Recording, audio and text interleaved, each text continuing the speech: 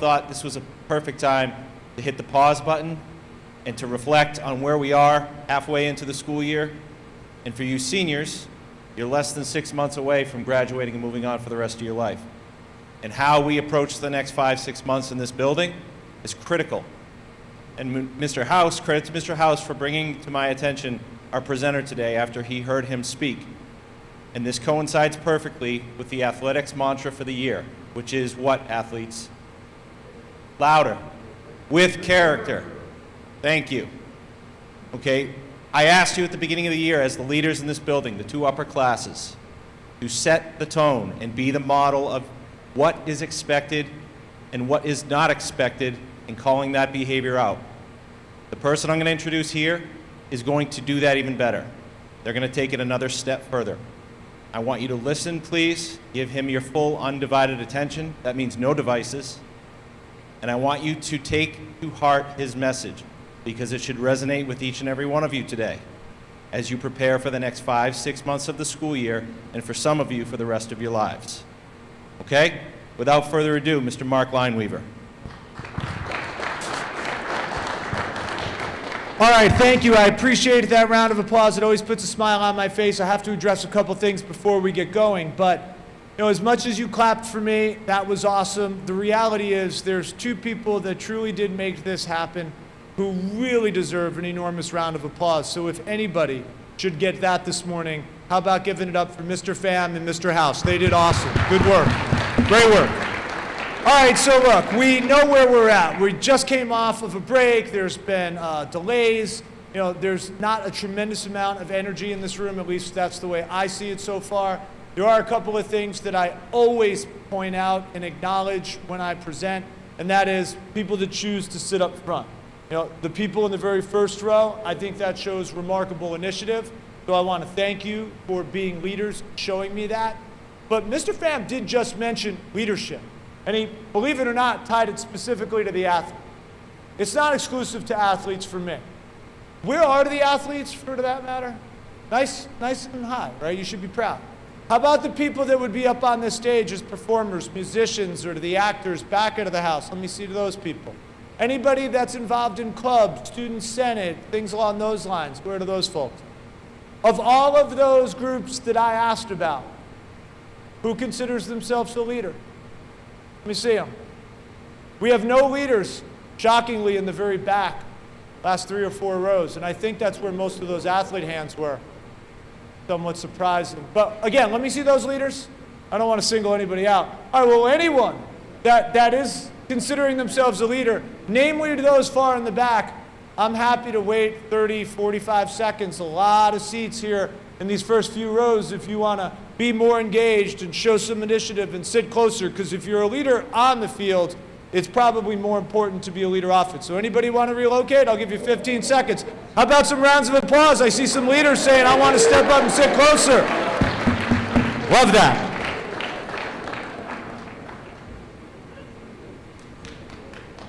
Let's get into the ground rules. That's a good job, I'm telling you.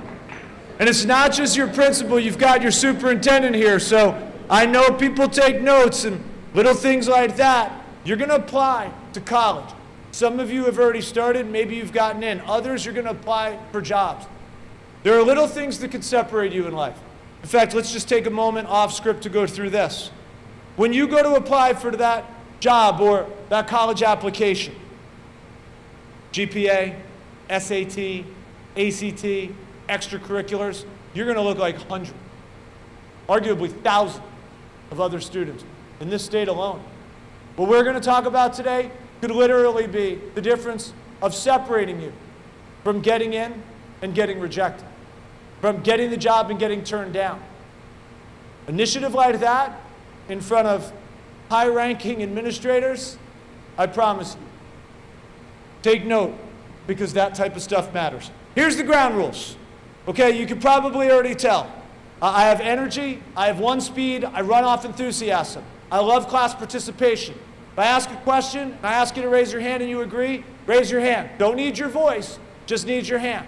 That's the best and most encouraged way to be involved. The other, I see people over here already chatting amongst themselves in this section.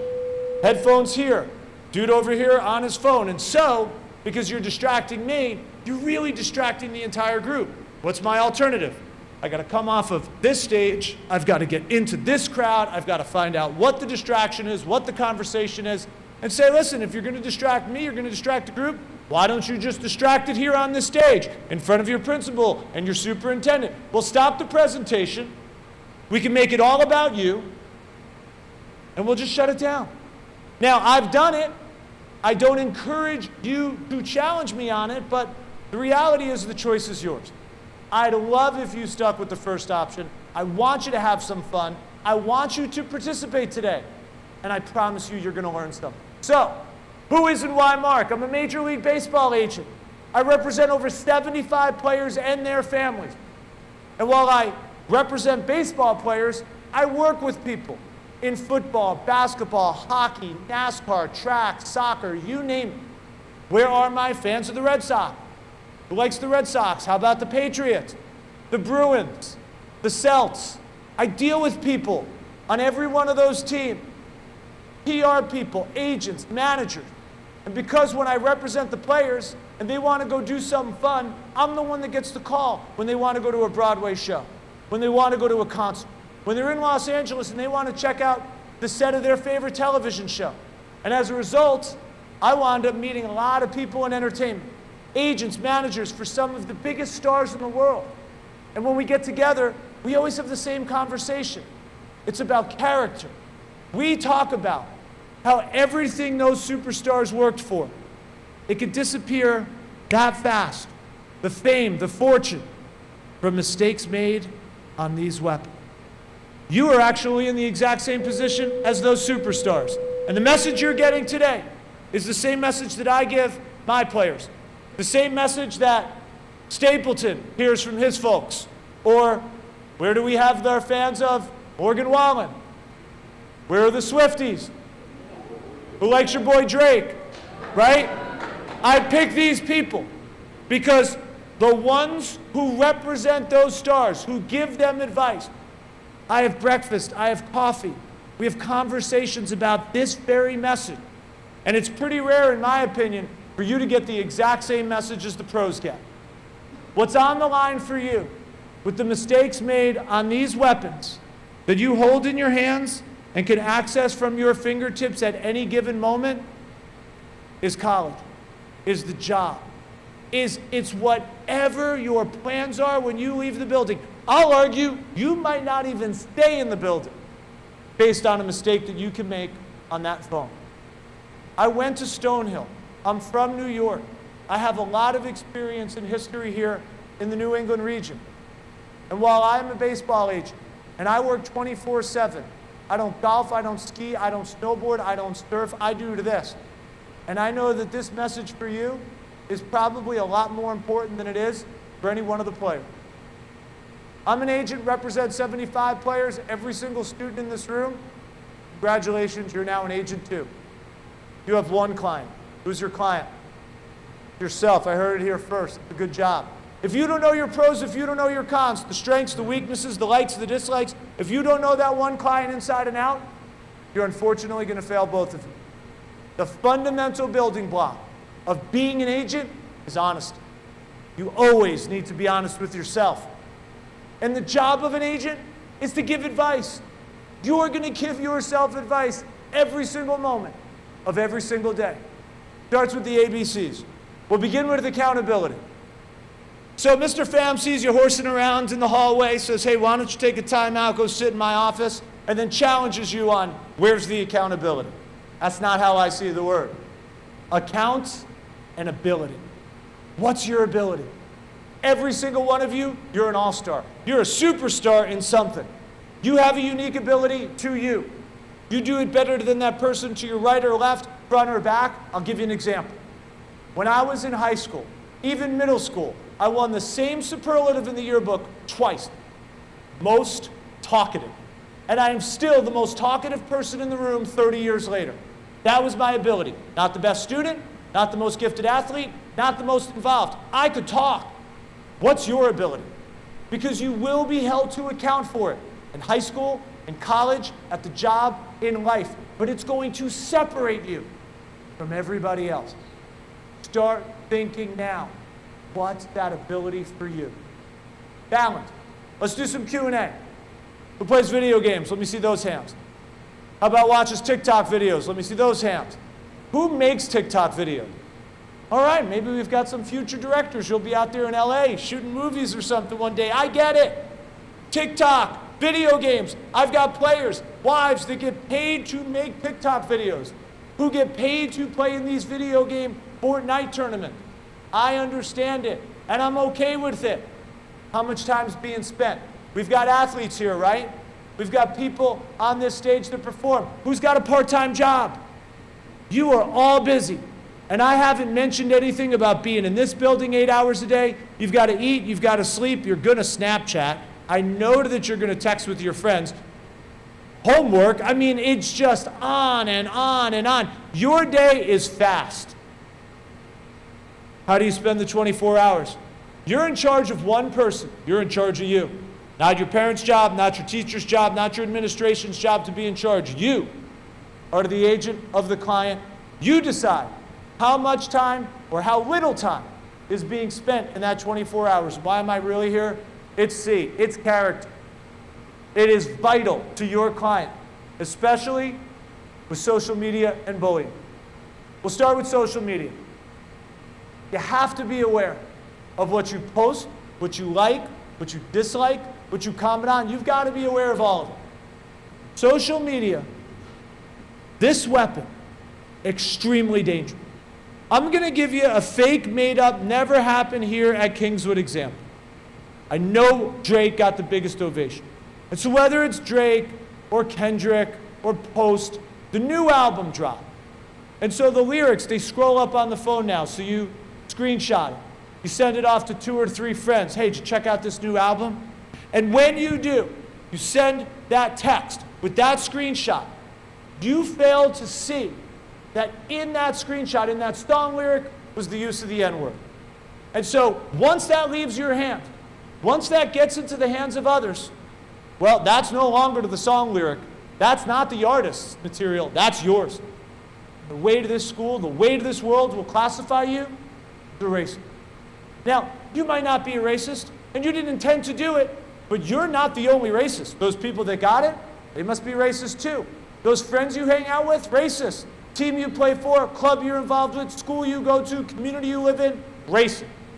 All because of that one mindless screenshot that you sent out. Not going to happen here at Kingswood, right? Okay. TikTok videos. I know you said you make them. Many of you are in them. Plenty of you don't want to be. But you got a snow day. You're having a good time at someone's house. Everyone's dancing around, having a blast. Someone from the back yells, "This is so gay."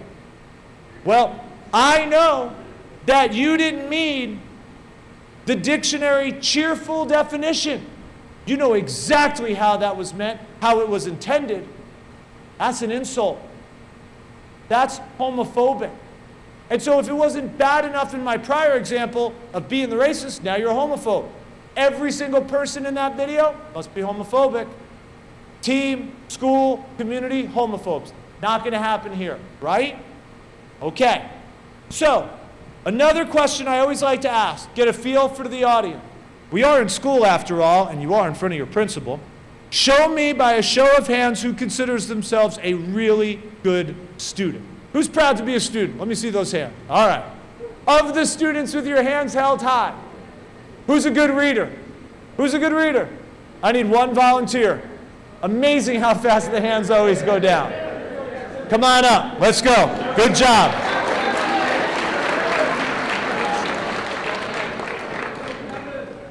Y'all know Jack?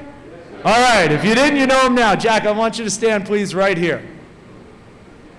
So Jack's my volunteer, has no idea what he just signed up for, and I talked about that first row.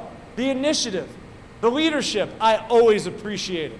And the thing about being first is people always follow. Unfortunately, too often, when there's someone that's first, the followers, it's not always for the best. Not the best behavior, oftentimes it's negative. Not here, not now. Jack, he took initiative, it's a positive, and we're going to have some people, in my opinion, that will follow to that positivity, because I really don't need one good reader. I need 5 more, so where are they? Who wants to volunteer? I need 5 more readers. 2, 3, who else? 4, 5. Come on up, let's go. Actually, I think I need a 6th. Where's one more? One more, come on up, 6. All right, everybody to the left of Jack. How about a huge round of applause for our volunteers? They're doing great.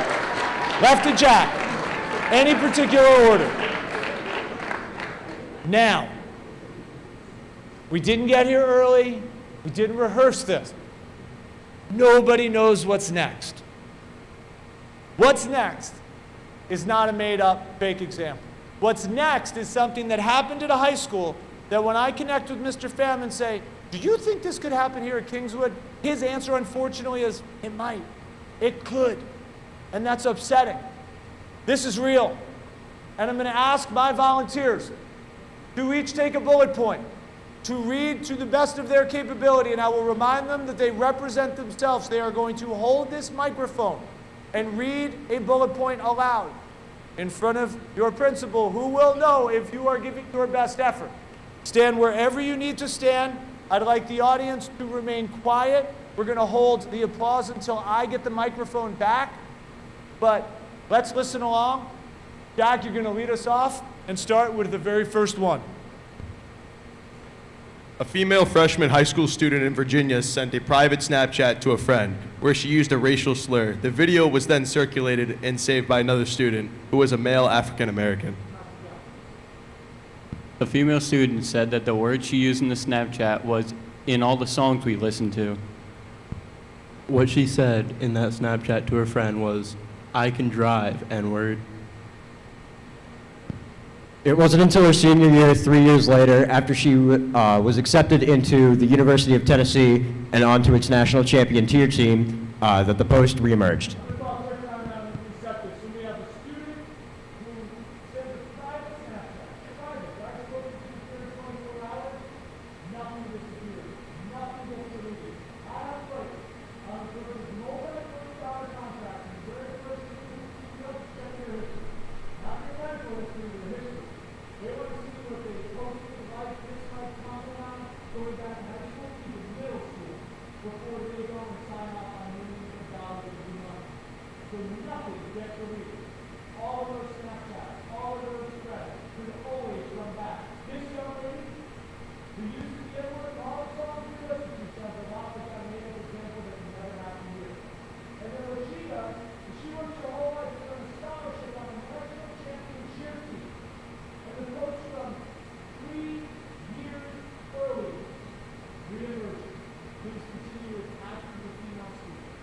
After the female student went to Instagram to voice her support of the BLM movement following the George Floyd protest, the African American student who saved the video shared the original Snapchat on TikTok, Instagram, and Twitter, and called out her racist behavior. It led to thousands of students nationwide calling out the female student for her use of the N-word. It resulted in public pressure on the university, as first, her spot on the team was revoked, and then the college gave the student the choice of withdraw, or Tennessee would take back its offer of admission. She withdrew. She's now 20 years old. She lives at home with mom and dad. Her mother said that the entire experience vaporized 12 years of her daughter's hard work and unfortunately going to affect her for the rest of her life. If you think this example can't happen to you, can't happen to a friend, a teammate, a classmate in this school, in this community, if you truly believe you are that invincible, then you are lining up, begging to be the next student like this one, to suffer those type of life-altering consequences. This is real life, real world, day to day, hour by hour, minute by minute stuff.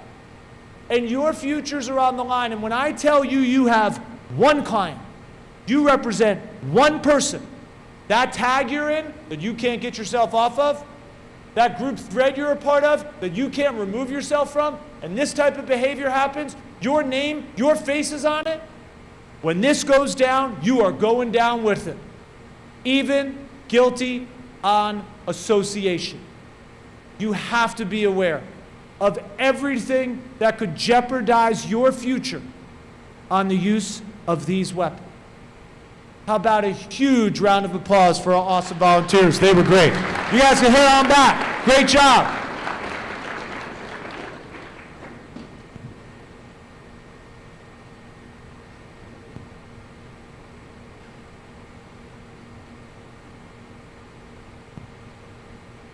So we're going to slow down here. We're going to talk a little bit about what we just heard. We know about the young lady, her use of the N-word, and the consequences that follow. We know about the young man who was offended, rightfully so. We know how the story played out. We know nothing about the person who got the Snapchat. We know this: they weren't brave enough to do something about it, not brave enough to tell an adult. And I wonder if the person who got that Snapchat was brave enough to tell any adult, aunt or uncle, coach. Could there have been a meeting between the young lady and the young man in the principal's office, an apology, maybe an assembly like this, to address it?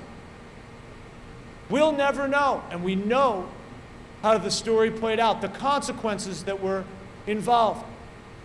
If you got that Snapchat from your friend, would you be brave enough to tell an adult?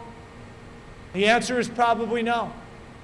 Because the thought process here is, I'll give you a real-life, real-world comment that was posted on social media after I gave this exact presentation on this slide at a school in Idaho. Blood ain't gonna get me to snitch. That's what they wrote. That's what they wrote. I ain't trying to get you to do anything.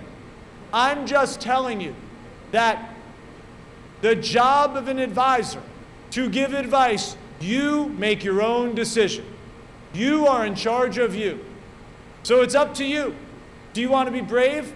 Don't want to snitch? Well, let's say you're hanging out on the back athletic fields, in the bathrooms here.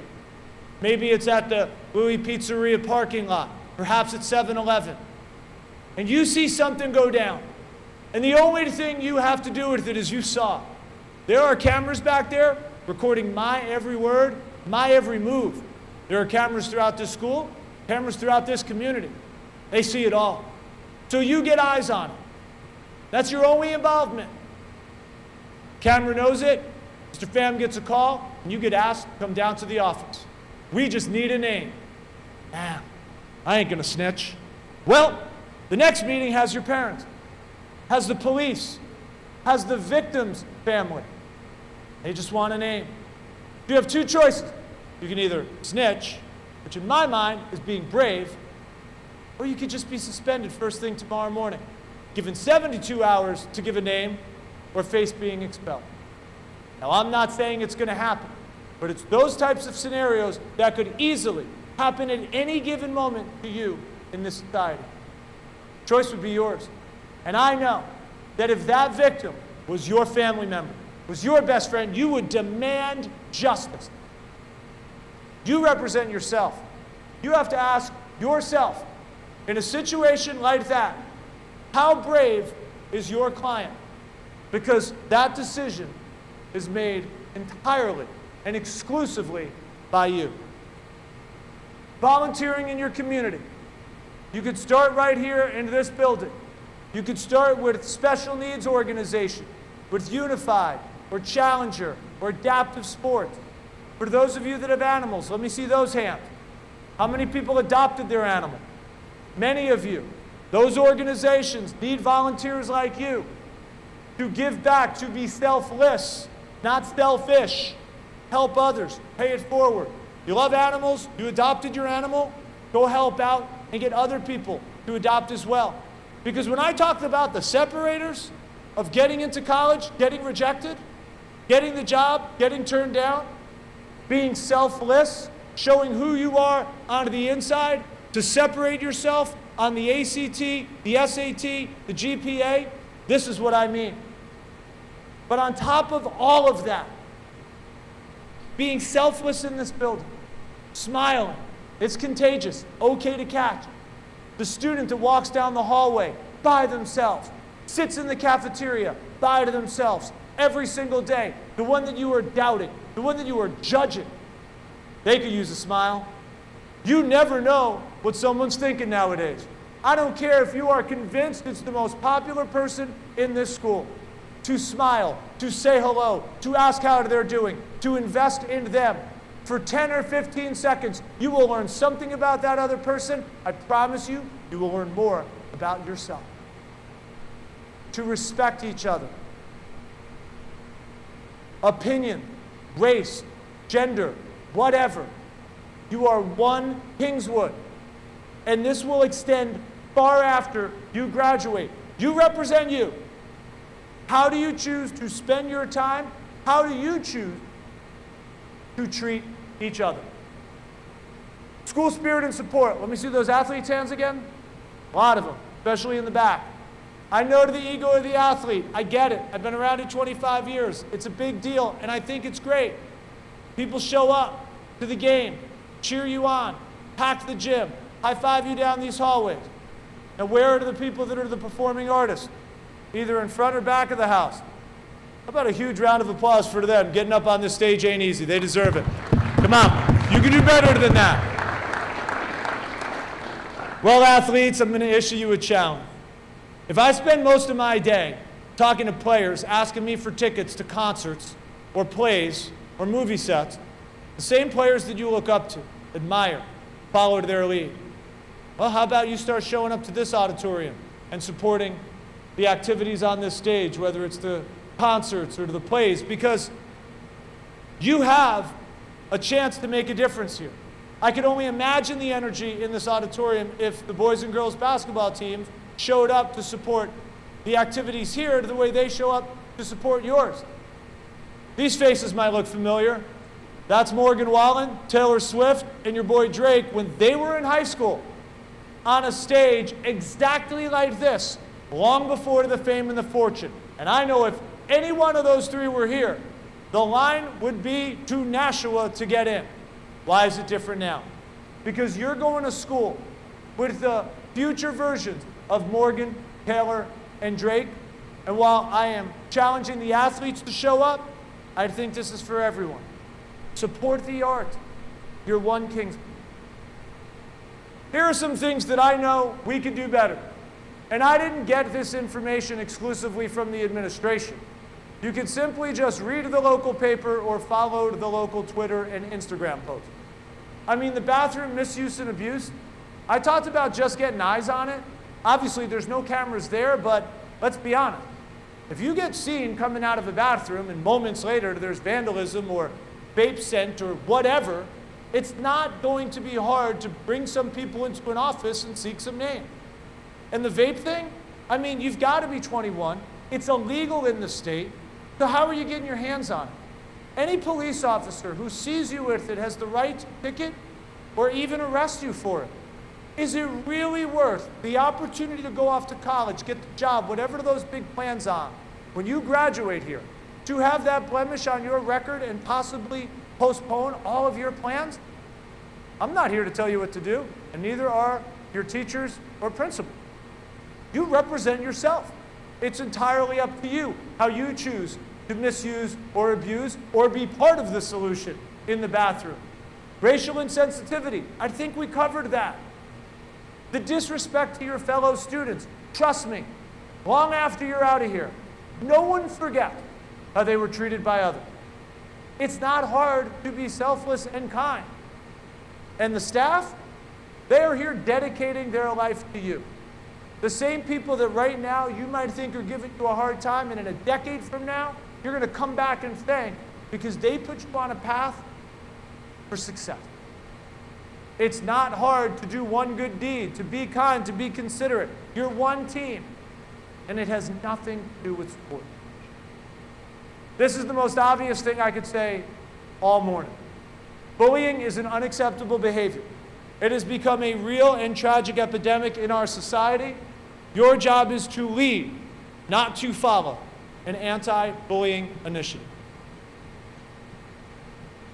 When I watch every person walk into this auditorium and I see where do they choose to sit, the only question I ever have for the administration, Mr. Pham, where are the bullies?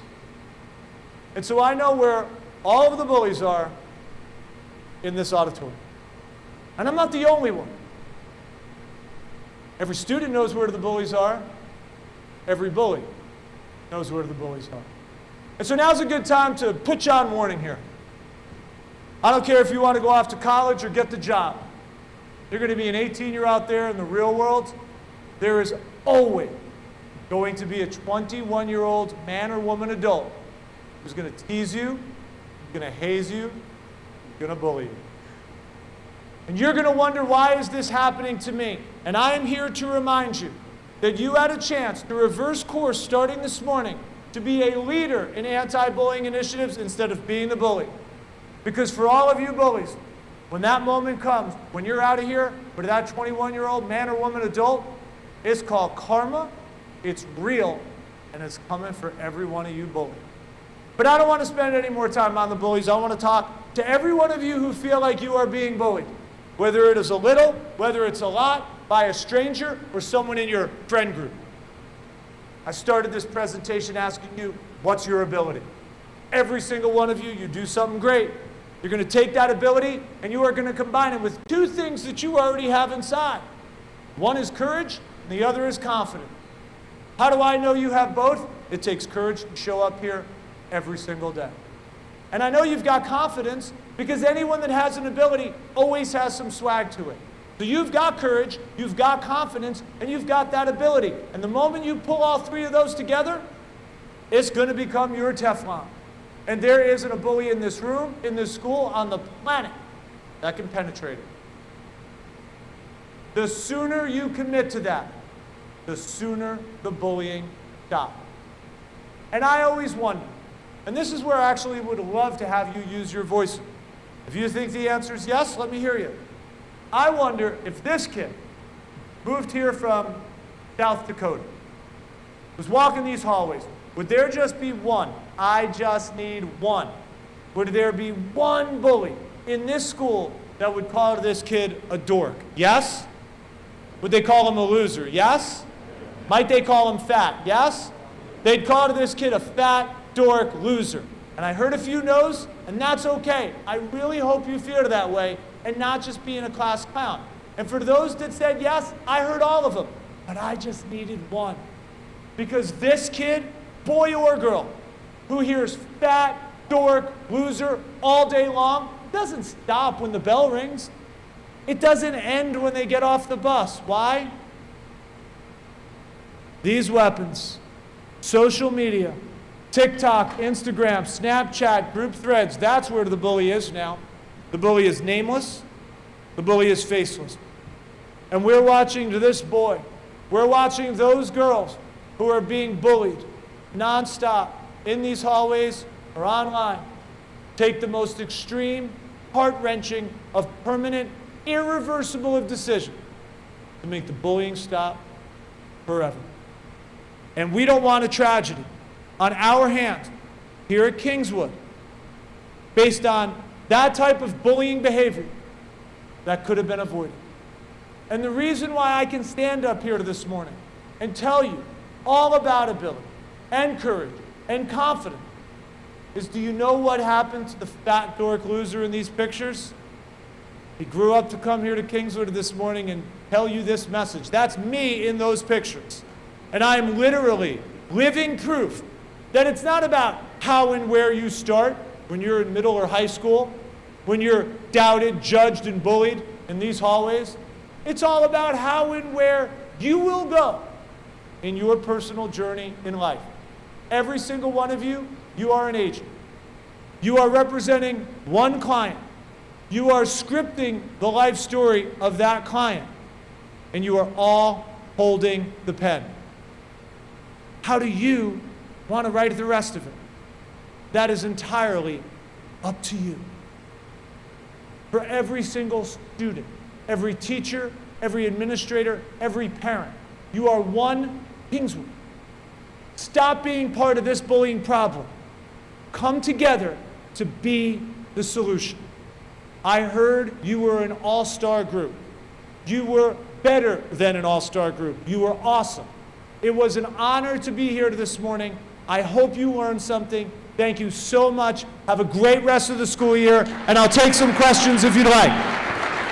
I know we're going to stay here. We got a couple more minutes. Anybody have any questions? If you have a question, come on up, because I want to give you the microphone. Come on. It's okay. Come on.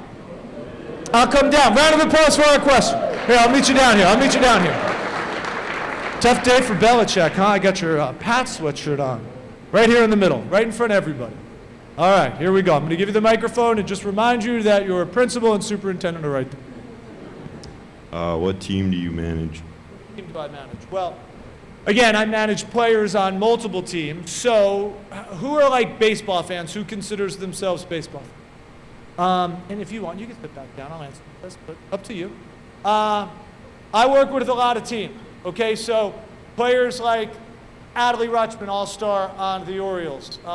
Jeremy Pena, who is originally from Maine, a World Series MVP with the Astros. Jonah Heim, All-Star World Series champion with the Rangers.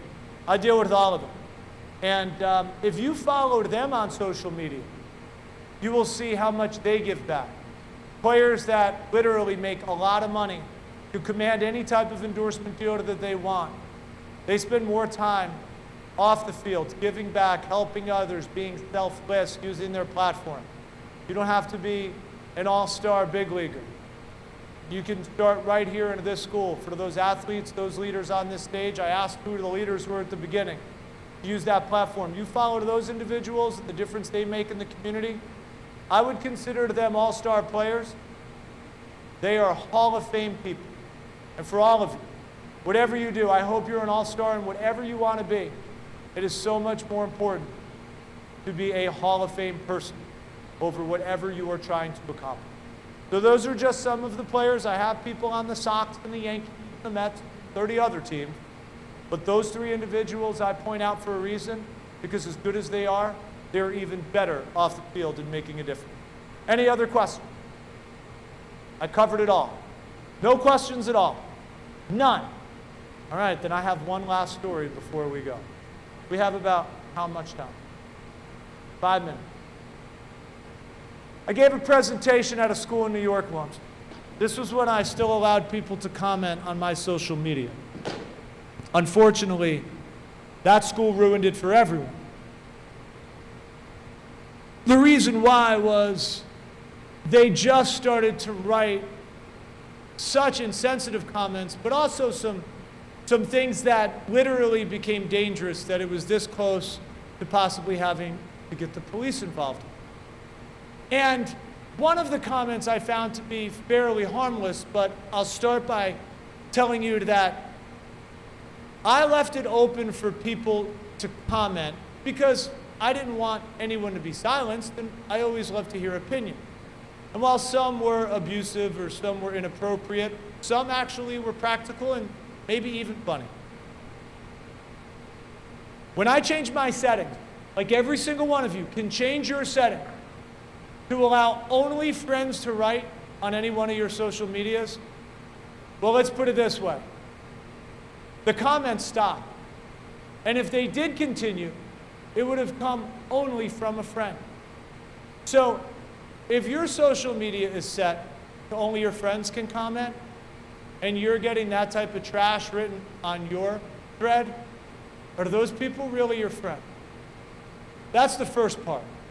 But getting back to the story of one of the comments, they made a remark about the watch I was wearing.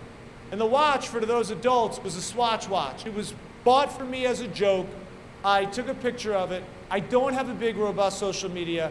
I don't try to make it bigger. I don't show off that I'm at a Super Bowl or a World Series or backstage at a Kenny Chesney concert. I choose not to do any of it, even though I've done it all.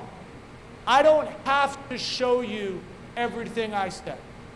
I'm going to trust that you're going to believe everything I do. And so the comment was trying to shame me on the why and shame me on some of the things that I do, say, live, and otherwise. And admittedly, this faceless, nameless bully on social media who came out of that high school literally just a few moments earlier, put me on blast, and at 47 years old, hurt my feelings.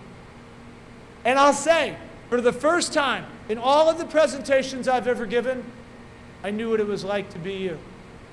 Because you deal with it every day. There are people that try to blast you on social media, try to make you feel bad about yourself, question your self-worth, your ability. And unfortunately, there's very little other than changing those settings that you can do about it. And so what I did is I looked at it as a positive. Aside from changing the settings, my Instagram probably could have used some work. Maybe they were right on that.